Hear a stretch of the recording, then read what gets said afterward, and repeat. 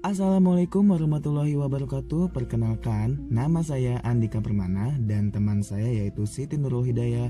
Jadi kita kali ini akan menjelaskan tentang Unocal in Burma. Union Oil Company of California atau Unocal didirikan pada tahun 1890 untuk mengembangkan ladang minyak di sekitar Los Angeles dan bagian lain di California. Nah, pada tahun 1990, Unocal beroperasi di semua aspek bisnis minyak termasuk ekstraksi, penyulingan, distribusi, pemasaran, dan bahkan retail sehingga perusahaan memiliki rantai union sebesar 76 SPBU. Dengan sebagian besar ladang minyak di Amerika sudah hampir habis, perusahaan telah beralih ke investasi dalam proyek-proyek energi di luar Amerika Serikat.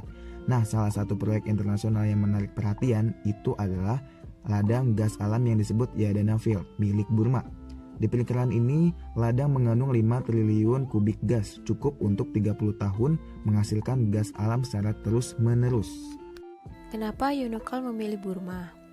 Karena yang pertama, di sana tenaga kerja murah dan relatif berpendidikan. Yang kedua, Burma kaya akan sumber daya gas alam dan banyak sumber dayanya yang belum dimanfaatkan dan memberikan peluang besar. Yang ketiga, Burma adalah titik masuk ke pasar internasional yang berpotensi menguntungkan. Burma tidak hanya menawarkan pasar potensial yang besar itu sendiri, tetapi juga menempati lokasi strategis yang dapat berfungsi sebagai penghubung ke pasar di Cina, India, dan negara-negara lain di Asia Tenggara. Oke nih ya, sebelum berkomitmen untuk sebuah proyek di Burma, Unocal melakukan analisis resiko dan manfaat berdasarkan status sosial ekonomi negara itu.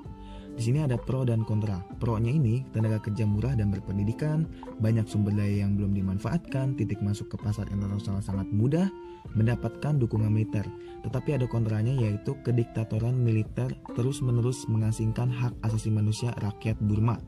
Dan SLORC atau Dewan Hukum dan Restorasi Ketertiban itu melakukan berbagai pelanggaran hak asasi manusia terhadap kelompok minoritas Burma. Nah, Unocal memutuskan untuk bersiteguh dalam proyek ini karena manfaatnya atau pro-nya itu lebih banyak dibandingkan dengan kontraknya. Begitu. Saya akan jelaskan kronologi peristiwa dari tahun ke tahun. Pada Desember 1992, Unocal melalui anak perusahaannya yang sepenuhnya dimiliki membayar 8,6 juta dolar ke Total SA. Unocal juga menjadi salah satu 4 investor saham di proyek lapangan Yadana. Pada tahun 1995, Unocal menyewa konsultan lain untuk menyelidiki kondisi pada proyek Yadana.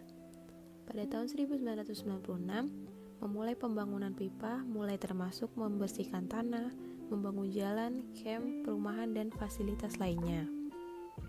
Pada tahun 1998, konstruksi selesai. Selanjutnya, tahun 2000, proyek dilanjutkan dan memproduksi gas alam komersial di Yadana Proyek. Bulan Oktober 1996, 15 anggota kelompok minoritas Karen dari Burma menjadi sasaran relokasi, kerja paksa, penyiksaan, pembunuhan, dan pemerkosaan pada proyek pipa Yadana, sehingga mengajukan gugatan class action terhadap Unocal di Pengadilan Federal Amerika Serikat. Dan gugatan tersebut menyatakan bahwa Unocal harus bertanggung jawab atas cedera yang diderita. Unocal juga mengklaim bahwa ia memberikan 7.551 pekerjaan yang dibayar kepada pekerja Burma selama konstruksi, sehingga ia membuat program baru yaitu program medis, mengurangi angka kematian bayi, dan membangun sekolah-sekolah. Selanjutnya, pada tahun 2004, keuntungan yang didapat Unocal sekitar 2,2 miliar dolar. Lalu Unocal mengumumkan akan menyelesaikan gugatan federal. Kemudian pada tahun 2005, Chevron Corporation membeli Unocal senilai 16,2 miliar dolar. Lalu tahun 2007, rezim militer secara brutal menekan demonstrasi nationwide melawan pemerintah dengan menembak dan membunuh lusinan umat Buddha yang memimpin protes damai dan memenjarakan ribuan lainnya. Oke, di sini kita akan menjawab pertanyaan dari case tersebut yang sudah disediakan. Yang pertama, apakah dari sudut pandang utilitarian, hak, keadilan, dan kepedulian, Unocall melakukan hal yang benar dalam memutuskan untuk berinvestasi dalam melakukan proyek pipeline dan asumsikan tidak ada cara lain untuk mengubah hasil dari kasus ini dan bahwa hasilnya sudah diprediksi sebelumnya. Apakah Unocall kemudian dibenarkan dalam memutuskan untuk memasukkan informasi dalam proyek pipeline? Jadi, dalam perspektif utilitarian, itu sendiri berarti keyakinan bahwa tindakan yang baik secara moral adalah tindakan yang membantu banyak orang. Jadi di sini ada dua senyawa yang sangat berlawanan, yaitu benefit dan cost. Dalam situasi ini, benefit adalah apa yang orang ingin dapatkan tanpa memikirkan cost-nya. Tidak peduli berapa banyak cost yang mereka keluarkan, semua yang dilihat orang adalah benefit dari proyek tersebut. Nah, benefitnya itu adalah memberikan pendapatan dan manfaat yang signifikan bagi masyarakat seperti peluang pekerjaan, pertumbuhan ekonomi, perkembangan sosial ekonomi, pembangunan jalan hingga mengurangnya angka kematian. Tetapi ada kosnya juga, yaitu kerja paksa, penyiksaan, pembunuhan, dan pemerkosaan. So, karena kosnya hanya berlaku di daerah itu aja dan sedangkan benefitnya sangat banyak untuk Burma, maka dari perspektif utilitarian, Unocall melakukan hal yang benar dalam memutuskan untuk berinvestasi dalam proyek Yadana ini. Hak asasi manusia adalah hak-hak dasar yang dimiliki manusia dengan fakta menjadi manusia dan yang tidak diciptakan dan tidak dapat dibatalkan oleh pemerintah manapun. Hak asasi manusia itu sendiri adalah sesuatu yang sangat penting bagi semua orang. Setiap orang harus diperlakukan sama tanpa ada perbedaan di antara yang lain. Nah, masalah dalam proyek ini adalah bahwa Human Rights Watch dan Amnesty International mengeluarkan laporan yang mengklaim bahwa tentara Burma memaksa kerja paksa dan brutal terhadap penduduk Karen untuk menyediakan keamanan bagi pekerja dan peralatan Unocall. Rupanya Unocall menyatakan bahwa pelanggaran HAM terus terjadi. Dari perspektif ini dikatakan salah bahwa Unocall setuju untuk menginvestasikan uang mereka pada proyek ini, karena itu dapat berdampak negatif bagi warga negaranya. Nah guys, di dalam perspektif keadilan ini atau justice perspektif, keadilan ini memberikan kepada masing-masing individu apa yang menjadi haknya. Intinya, pendekatan keadilan terhadap etika memastikan bahwa semua diperlakukan dengan adil, dengan distribusi manfaat dan risiko yang setara. Di sini ada 3 keadilan. Yang pertama adalah keadilan distribusi, yaitu ketika orang-orang mengklaim benefit dan cost-nya. Benefitnya, orang-orang di wilayah sekitar pipa merasakan manfaat yang diberikan oleh Unocall. Nah, cost-nya karyawan bekerja di bawah paksaan. Selanjutnya ada keadilan retributif, yaitu suatu keadilan ketika menghukum orang karena melakukan kesalahan. Case Pengadilan Federal Amerika Serikat dan Pengadilan Negara Bagian California berpendapat bahwa Unocall harus bertanggung jawab atas kasus ini dikarenakan adanya banyak kasus yang dilanggar.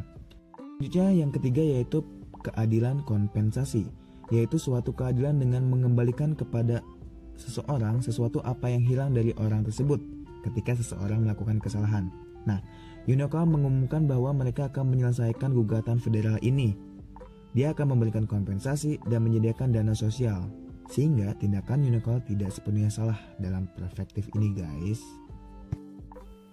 Perspektif kepedulian ini untuk memberikan perhatian khusus kepada orang-orang. Karena orang-orang di Karen ini diperlakukan dengan buruk atau tanpa belas kasih oleh tentara Burma, dan dengan kesadaran Unocall itu melanggar cara pandang kepeduliannya. Oke, kita akan beralih ke pertanyaan yang kedua, yaitu menurut Anda, apakah Unocall bertanggung jawab secara moral atas cedera yang dialami beberapa orang Karen? Coba jelaskan. Oke, jadi jawaban kita itu adalah ya. Unocall bertanggung jawab secara moral atas cedera yang diderita beberapa orang Karen. Untuk membuat sudut pandang objektif, kita perlu meninjau prinsip-prinsip etika atau moral, yaitu utilitarian, hak keadilan, dan kepedulian dalam proyek lapangan Yadana ini. Seperti yang telah disebutkan dalam kasus ini, Unocall telah melakukan analisis terhadap situasi sosial politik di Burma sebelum mereka sepakat untuk berinvestasi di sana. Nah, karena Yunokal melanjutkan proyek berdasarkan prinsip etika utilitarian, di mana konsekuensi dari melanjutkan proyek ini lebih besar daripada cost-nya yang tadi kita sebutkan, maka dibenarkan untuk melanjutkan. Serta, oleh karena itu, Yunokal harus bertanggung jawab secara moral dan bertanggung jawab atas cedera yang diderita oleh orang-orang karen. Pertanyaan selanjutnya, apakah Anda setuju atau tidak setuju dengan Yunokal berpandangan engagement daripada isolasi, yaitu jalan yang tepat untuk mencapai perubahan sosial dan politik di negara-negara berkembang dengan pemerintah yang represif? Jelaskan. Jawaban kami tidak setuju, karena pada awalnya Yunokal menyatakan bahwa engagement itu diharapkan dapat menjadi jalan bagi terciptanya Burma yang lebih terbuka serta dapat meningkatkan perekonomian masyarakat Burma dan juga mengubah kondisi sosial dan politik masyarakat di Burma itu sendiri. Secara ekonomi sendiri, memang proyek ini memberikan keuntungan ratusan juta dolar untuk pemerintah Burma. Namun, keuntungan ini itu tidak menyentuh seluruh masyarakat Burma, melainkan hanya beberapa masyarakat kelas menengah ke atas dan masyarakat yang tinggal di sekitar pembangunan pipa ini yang mendapatkan manfaat dari pembangunan proyek ini. Oke semuanya, cukup sekian. Sampai di sini. Terima kasih telah menyimak apa yang kita sampaikan. Assalamualaikum warahmatullahi wabarakatuh.